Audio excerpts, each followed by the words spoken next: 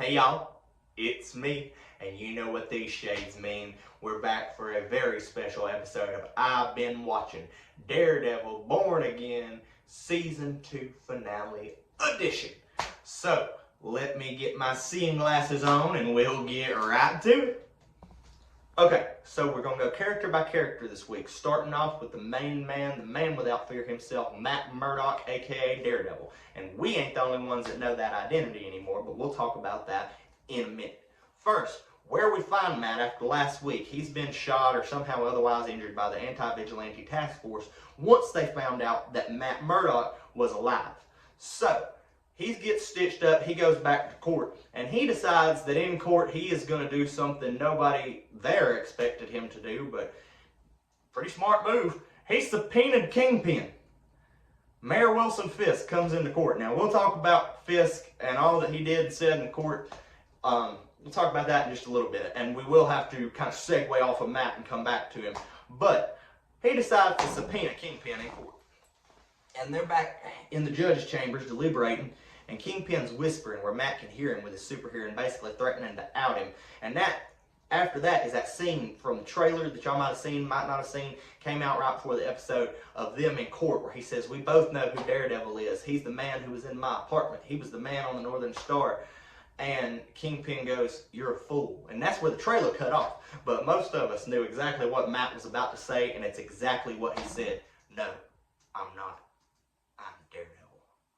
And then, of course, Hochberg, the DA, freaks out. He's like, "This is impossible." And Matt throws his cane against the wall, catches it. So that was just an awesome moment in the court. And Karen's charges get dropped. So that tells you where Karen and them are at. Now, we got to jump over to Fisk before we tell you what happened from here. Because Fisk decided that after being called into court, he was going to get a little crazy. Well, little might be an underestimation. But let's talk about Kingpin. Okay, so we got as far as when Matt reveals himself, but we got to talk about Kingpin before we go a whole lot further. So, first part of the episode, we see there ain't no more Wilson Fisk. It's only Kingpin now. Because when him and Buck talk about Daniel, there is no care whatsoever. It's like he lost a possession. He doesn't really even seem to care, despite how much work he put into mentoring Daniel over these last 2 seasons. So that's a big indicator right out of the gate. And he goes into court against the advice of most of his staff. And of course we get one of his classic "when I was a boy" speeches. And that's pretty cool. The whole dynamic with him and Matt in court is great. I love the scene after where he walks up to him, "Where are you going, Daredevil?"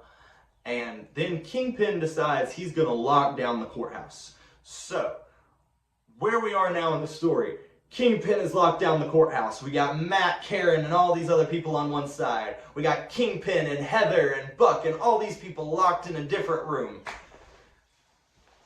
Things are about to boil over. So, before we let them do that, let's talk about a couple of other little things here and there. So, Fisk had a plan. He was going to have a fake bullseye shoot Matt when he came out of the courthouse. Now, Bullseye showed up, whooped that man's ass, killed him, then said "poser," and when they called in for him to take the shot, he goes, "Wrong Bullseye." That was awesome. Also, he's got a new little side gig that we'll talk about at the end, but so Bullseye's got things going. Then when the task force comes outside to try to hold the line and Cherry and all the cops come up, Angela confronts, I think his name's Cole North, about shooting her Uncle Hector, who was the original White Tiger. He looks at Powell and is like, "You told me he killed a cop." He said, "No, I told you to shoot that guy." Well, Powell finally gets not entirely what he deserves, but he got a big helping of justice from North right upside the head with a gun butt. So that was great. So everybody's inside now. This battle's boiling over because all these protesters have now been led into the building. They're looking for Kingpin. The task force that's still inside is looking for Matt and them, and that's right where White Tiger's headed. So, now it's time for the big brawl to break out. But we have one other thing to mention. While they've been locked in these rooms, a shot was taken by Bullseye, but it wasn't taken at Matt. It was taken at Kingpin, and he missed Kingpin anyway, but he hit a very important target, Buck. So Buck is in the courtroom bleeding out at this moment. And Heather is trying to save him, and Hochberg is being gross, and she basically puts him in his place. Alright, so everything's coming to a head now. You got Kingpin and his group locked in one courtroom, Matt and his group locked in the office, and the protesters start pouring in support of Daredevil, and they are ready to tear Kingpin apart. That didn't work out as well as they wanted it to, because the first thing this man did once he decided he was done being locked in a room, he swung the doors open, yelled boom, and then punched a guy so hard he hit the wall and died. And then just proceeded to tear through people. Like literally some of them he actually, I think, tore through. This battle boils over into the main lobby of what I'm assuming to be City Hall or the courthouse, where Fisk is yelling and screaming about how he loves New York and he just wants what's best for the city, and the citizens are like, well, that ain't you, buddy. And so they decide that they're done with him, and they start whooping on his ass again, even though he's throwing people off of him. They eventually overwhelm him, and Matt's like, oh shit, no, I can't let him die. So he jumps up there, and they have this little conversation where Kingpin's like, so is this your so-called retribution? It means nothing to me. And Matt says, what about grace? Kingpin says, you aren't allowed to offer that to me. And Matt says, well, what about the city then? We can give it peace even if we have none. That's grace. And they make this deal. Basically, the Kingpin is just going to call it quits. And presumably so will Matt, because the deal they made was you leave New York, I leave New York. But that's not exactly how it played out.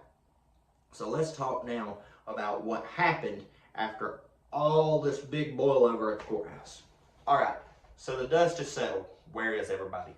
Matt and Karen finally get their date, but it don't last for long because Matt gets hauled off in handcuffs for the crimes of Daredevil, and he gets put away in jail. And he's not in there alone, obviously, but among those fellow jailmates of his are the Anti-Vigilante Task Force, paying for their crimes that they committed while they were working for Fisk. So that's a factor Matt's going to have to deal with. We may eventually see him in Spider-Man Brand New Day, but that's not confirmed yet. Right now, that's just speculation. The only people we've got confirmed are Punisher and the Hulk. After that, like I said, we don't really know what happens to Karen other than her seeing Matt get taken away. Fisk, however, ends up on some island in exile, but he will almost definitely return because we've seen the pictures of him in Season 3 from set photos and things, so he will definitely return. And speaking of returns, Luke Cage is back, and apparently he don't work for Mr. Charles no more. Except, his name apparently ain't Mr. Charles. Luke reveals that he found somebody else to work for him instead of Luke, so Luke's done. He can stay with Jessica and their daughter Danielle now. But the person he got was Bullseye, and his real name, Mr. Charles, is apparently Mr. Robinson. That might not even be his real name, based off of how his plot has gone. So, yeah, all we know is Bullseye's working for him now. So that's an interesting change. We don't know what happened to Buck, but I think we all wish that that bullet would have killed him, because he killed Daniel and he deserves it. And if not, let them give him a really, really good death in Season 3, because I think we're all just tired of Buck. I mean, the actor does well at being a character you love to hate, but for what he did to Daniel, man, I think we was all hoping he wouldn't make it out of that finale. And then there's Buck's little, let's call her girlfriend. I don't know. They are weird and toxic, and both individually and for each other. Heather decides she's going to put on Muse's mask and officially take on her role as the next Muse.